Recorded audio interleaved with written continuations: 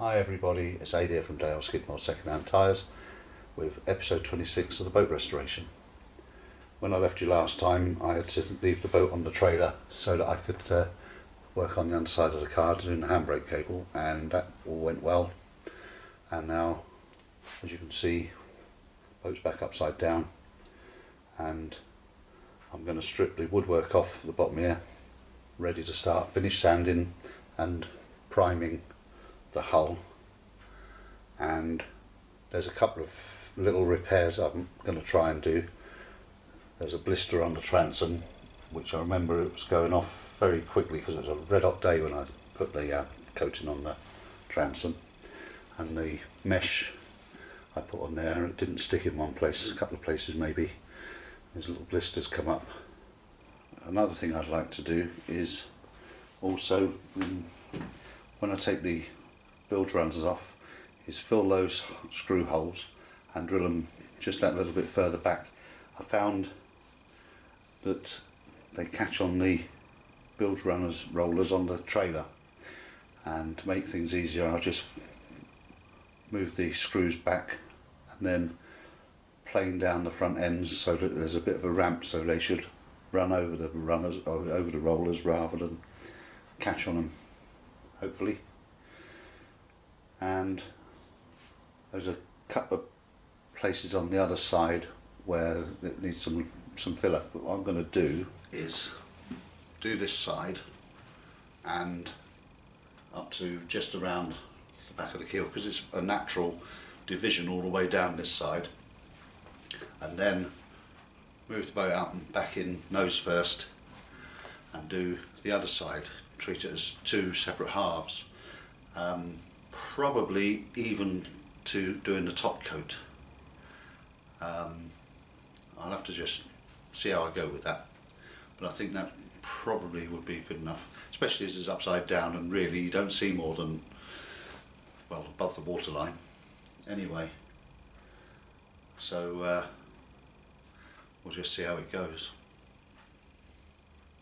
And of course we've got the trailer, which I shall be finishing off as well. I'm going to tack weld the angle brackets that sit under the roller brackets so that they're nice and firm, but I should keep the roller brackets adjustable because it seems a bit of a pointless exercise having them bolted on if you can't move them a little bit here and there or jack them up or anything. And then I shall give it a good scratch over and paint it, probably with some Smooth-Right or Smooth-Ite, whatever you call it, the Hammerite stuff. Yesterday I went all over the outside of the boat with the random orbital sander, and a 180 grit disc. I was worried about making the hull too smooth for the paint, so I think that might be a little bit of a problem, so I used a 180 because I started off with a 240 and it seemed to make a very fine finish.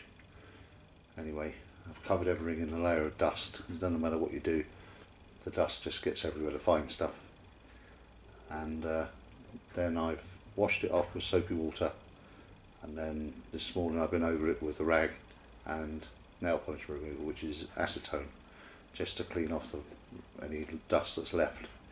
And now I've masked up the underside of the rails and the back of the transom plate, and I'm going to start cutting in with the primer. Well, there we go, that's the bottom of the boat primed and undercoated. It said on the tin blue-grey undercoat, and it's come out quite a bluey colour, almost like Royal Air Force blue.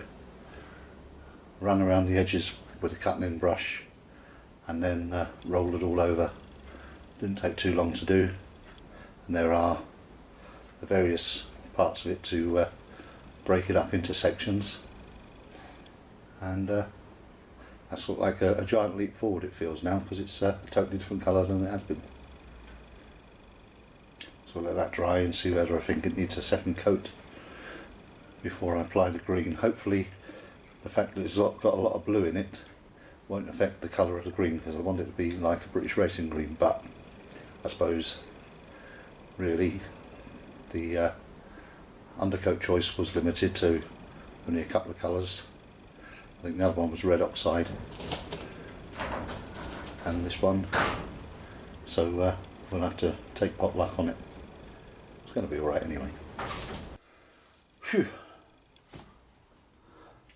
I'm going to make this very brief because the fumes in here now are quite incredible, which is better. Light on, light off. The first coat of green, Irish green or British racing green, it's actually the same thing if you refer back to your racing history books for motorsport. Yes, I've put one coat on yesterday, which was Sunday. I put a second coat of the grey primer undercoat, and today I've put one coat of green on. It looks really nice, nice colour, and I'm pleased with the way it's gone on. It is still a bit dry in places, but so was the primer undercoat as well, so that's why I gave it a second coat. The good thing is they're 750ml tins and 2 coats, and there's still some little bit left in the bottom of the tin. When I did the inside with the white bilge paint, that was 750ml, and I ran out and had to buy another can, but that was because there's more surface area inside with flotation tanks that are in there. So this is going on nice, looks nice like I imagined it would, and I'm going to have enough with one tin to do 2 coats, which I think is plenty. If you go too deep thick with it, it probably end up looking horrible and patchy. But it dries really nice, a bit orange peely. I haven't de-nibbed it with or tipped it, whatever you call it, with a brush, because it came up with a nice enough finish as it was, and I didn't want to make it too glossy. So I'm happy with it the way it is. It looks nice, and that's all that matters. So I'm going to stop breathing these fumes now and get out of here and go and find something else to do till tomorrow when I come back and probably do the second coat. Well, there it is. The second coat went on yesterday, and it's filled in where it was a bit light, and you could see the undercoat through, just a bloom of it through. 2 coats I think is a good number for this this sort of paint. There is a little bit of roller in marks and slight changes in the gloss, and it's a bit orange peely, but I did try doing what they call tipping with a brush. You run a brush along after you rolled it, and it's sort of meant to smooth it out and make it more glossy, but I don't think, having looked at some videos this morning, I had a big enough and long enough and flexible enough brush to do it with, because it just left some marks, some lines, like almost like fine scratches in the place where I tried it. And so I'm going to, well, it's done now. I'm happy with the finish on it. It's nice, beautiful dark green, British racing green, and it's just like I always envisioned it in the first place when I first bought the boat. I've had this paint hanging around in the house for quite a while now, and I like it very much. We've been under the vagaries the last few days of another storm, Storm Gerald or something, I don't know. It was blowing a hoolie yesterday especially. It's still a bit gusty today, but I've been able to keep the workshop closed so that we don't spread any dust around on it. And next job is to install the woodwork on the bottom of the keel and the bilge runners. There's some final fitting to do, and bolts and set screws to cut to length, and bed them in with Sikaflex. And the trailer's got to be finished off, the filling in between the tacks on the welding, and then painting that. Then she can go back over on the right way up, and I can finish off the rails and start installing the woodwork inside. So I'm quite pleased with the way she looks. I feel now that she's mine more because I've made her look different, and that's another sort of milestone. And Yes, I like it. I like it a lot. It's just as I say, as I imagined it would be. Due to a major oversight on my part, when I took the bilge runners off before I painted, I've put them back on again to mark out or measure each of the set screws as they come through into the inside of the boat, so that I can cut them off a bit shorter, because their threads stick out by about 5mm more than I'd like them to. And I'm going to bed them in with some filled epoxy, thickened epoxy, and then maybe a strip of woven mat over them to stop it, you know, in case anyone slips and falls on them, it's not going to hurt them. And also to re-drill these holes a little bit further back from the front edge, so that I can chamfer the leading edge down so that they go up over the rollers without getting stuck. So I filled the original holes and plugged them with plugs which is going to go fill all of the recessed holes, and I've marked out where I want to plane them down to stop that happening. And once I've taken them off, I will be just running a line of green paint up to cover up any blue that's still viewable, and the mastic's got a good bed to cling to rather than just the paint. I'm not quite sure how I'm going to finish these, either oil them or cover them in epoxy and then some varnish, or what. I haven't really made up my mind, but once they're on I can do that. But they look nice against the green of the boat,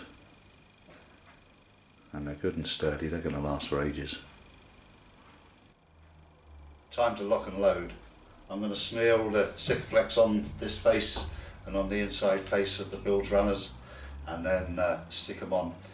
I've got Stealth Nurse Kathy with me today, so I won't be doing any filming of that, but you'll see the results at the end.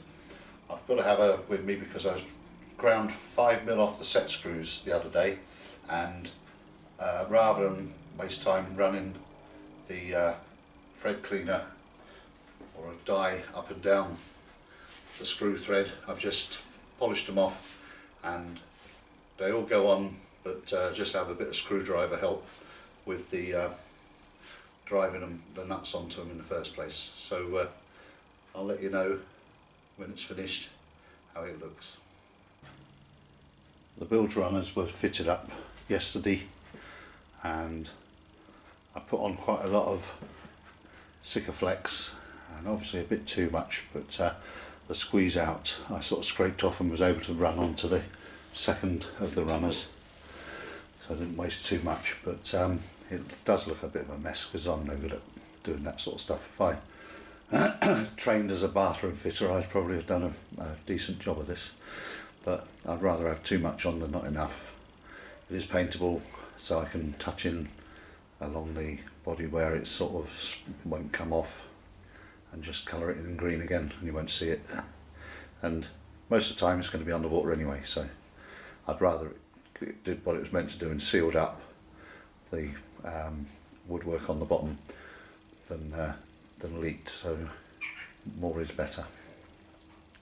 It's the keel runner now to fit up, make sure all the set screws are the right length, and then bed that on and bolt that up.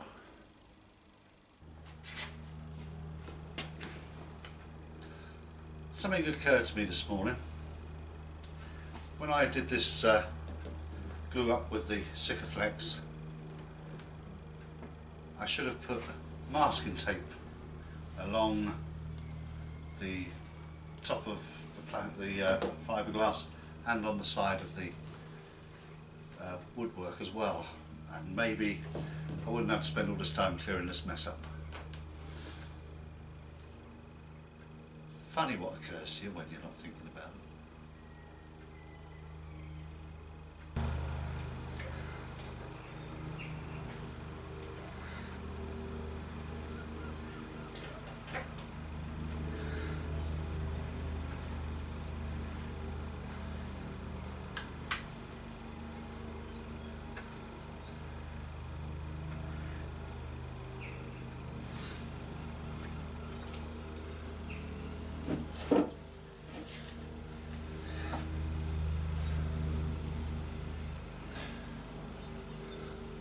think that just about wraps up this episode.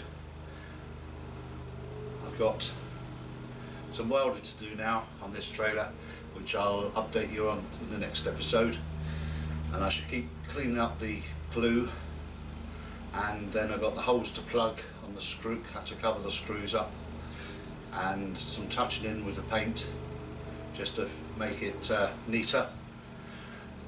So I'll say thanks for watching, hope you've enjoyed this. I'm knocked out with the colour, it's just like I ever imagined it would be, and it's looking good. So I'll say cheerio for now, I'll see you soon.